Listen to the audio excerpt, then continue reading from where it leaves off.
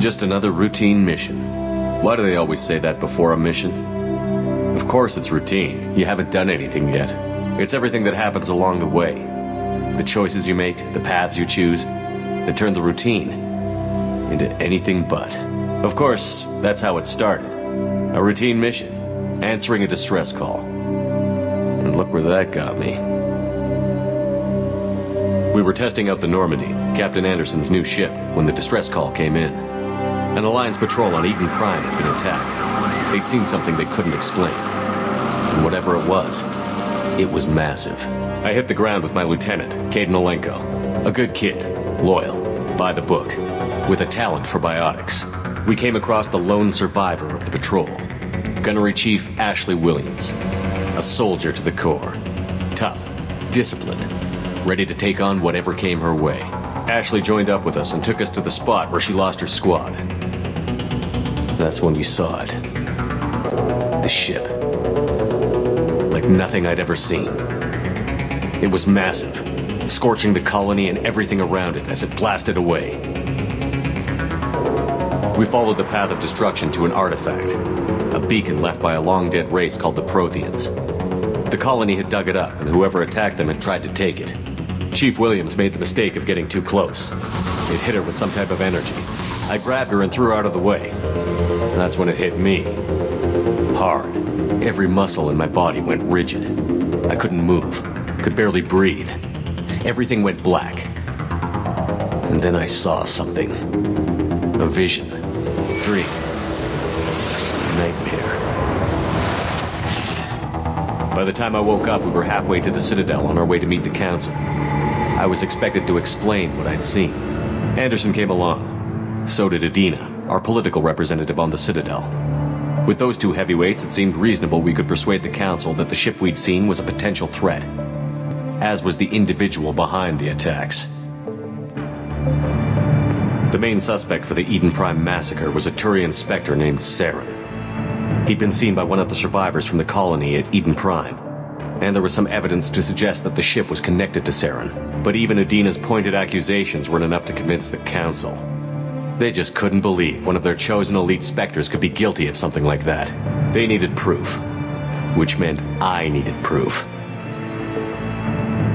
Fortunately, I wasn't alone in my search. Garrus, another Turian, wanted to help. A top agent for Citadel Security. Despite orders from his superiors that he shouldn't get involved, he told me he was suspicious of Saren, and he had some useful leads. More importantly, he was willing to share them. That led me to Rex, the biggest, nastiest-looking Krogan bounty hunter I'd ever seen. He turned out to be more than just a brute. It was his intel that led to a fugitive with incriminating evidence on Saren. The fugitive turned out to be an energetic little Quarian named Tali. A tech expert with a knack for hacking, she'd procured some information on Saren. Evidence that proved Saren was dirty. Tali's evidence proved that Saren was responsible for the massacre on Eden Prime, and that the immense warship we'd spotted was in fact Saren's flagship. But it went much further. Saren was trying to find a way to bring back a race of sentient machines from dark space.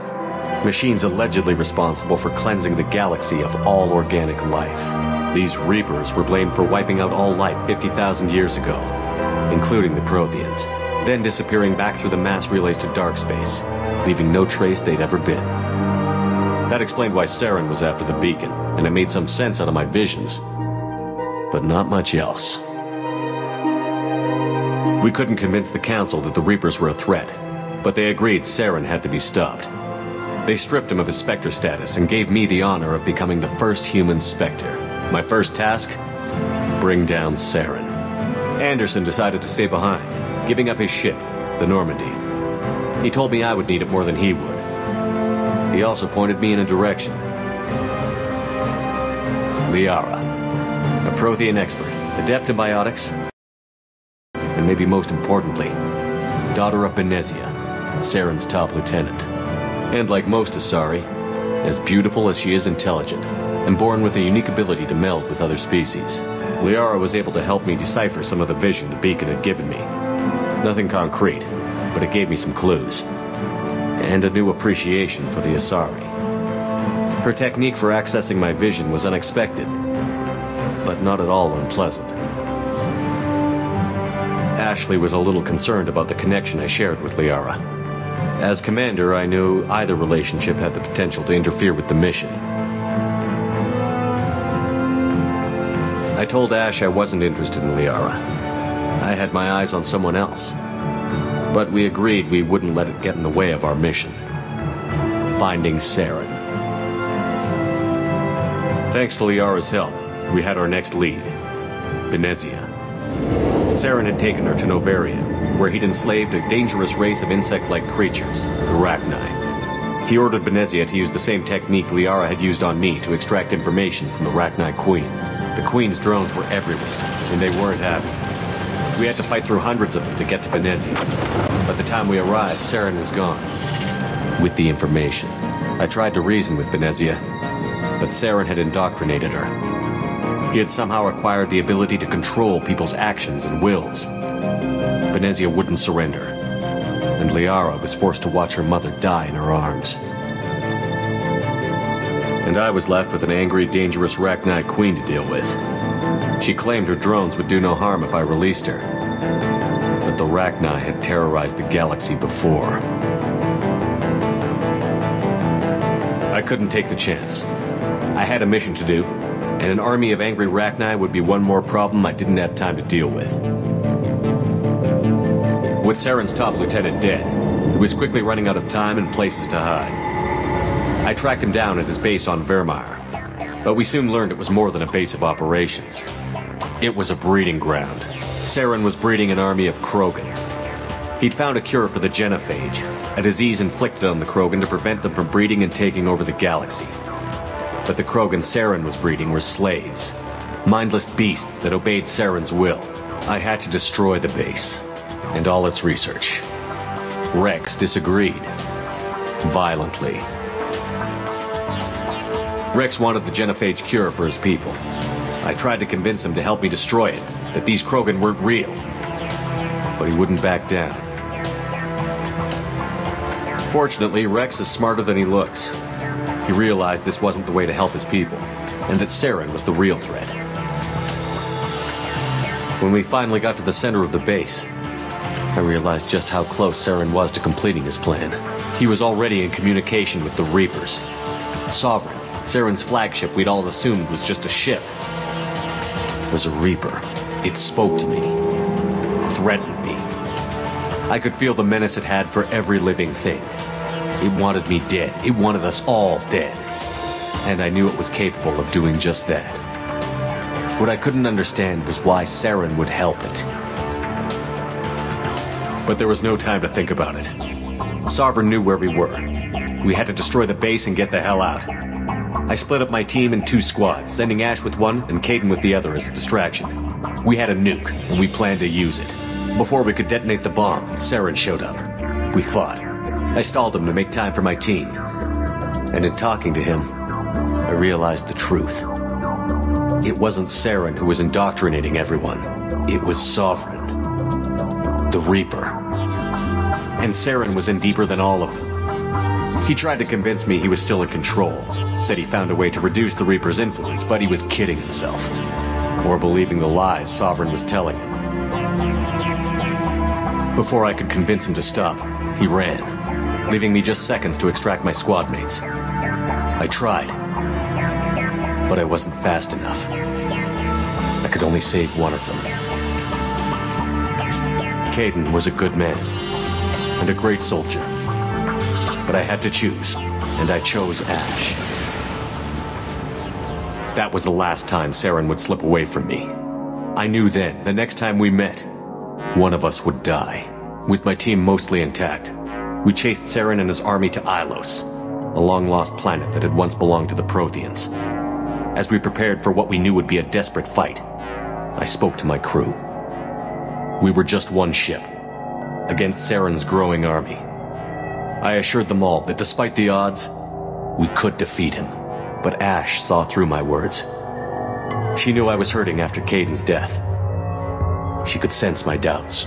We both knew this mission could be our last. Until that moment, we'd put our feelings aside for the sake of that mission. But why wait? We gave in to each other. And it was perfect. While it lasted. We arrived on Ilos, close behind Saren. Once on the planet, we discovered a Prothean databank that helped me put the final pieces of my vision together.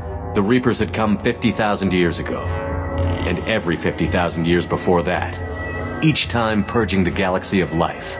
The Protheans had fought and died, like every species before them. But a few survived long enough to leave a parting gift.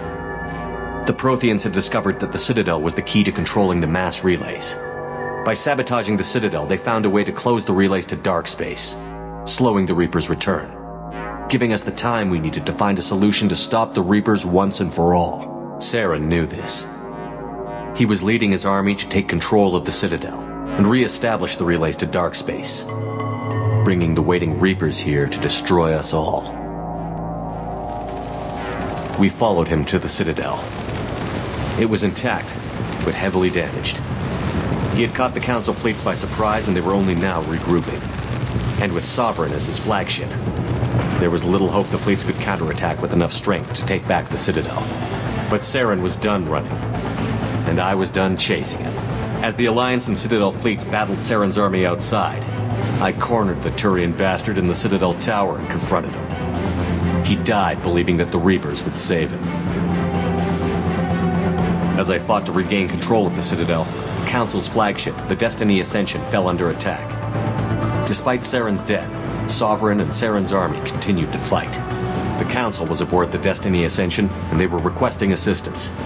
But I knew in order to help them, I would have to put our Human Alliance fleet in jeopardy. The Council had to be saved. They represented the hearts and minds of the galactic community.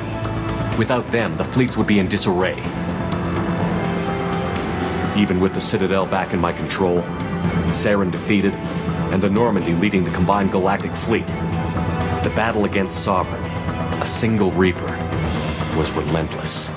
It took the combined fleets of humanity and the other races, but in the end, Sovereign fell. But the costs were immense.